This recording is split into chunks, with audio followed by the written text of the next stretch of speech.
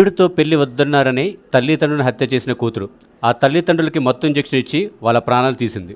నక్లా దశరథ్, లక్ష్మి అనే దంపతులకు ఓ కుమారుడు, ముగ్గురు కూతురు ఉన్నారు.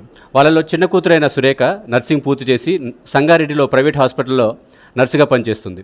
అయితే గతేడాది ఇన్స్టాగ్రామ్లో పరిచయమైన ఒక యువకుడితో సురేఖ ప్రేమలో పడింది. వాళ్ళిద్దరూ పెళ్లి చేసుకుందాం అనుకున్నారు. కానీ ఆ యువకుడి కులం వేరే అవ్వడంతో సురేఖ తల్లిదండ్రులు ఒప్పుకోలేదు. దాంతో సురేఖ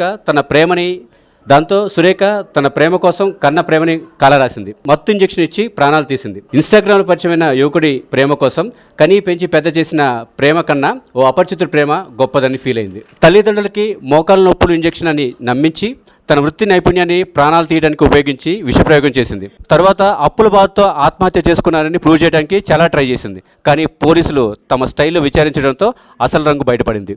సురేఖ ఇప్పుడేం చేస్తాడు నీ ఇన్స్టాగ్రామ్ ప్రియుడు?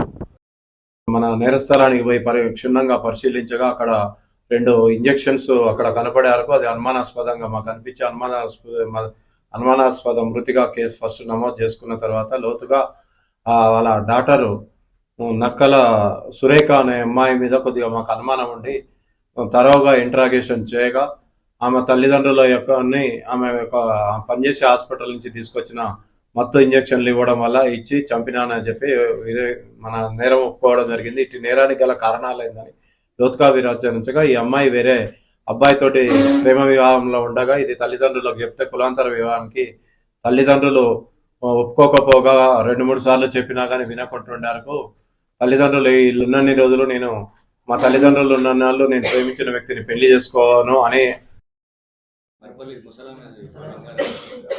పండుగ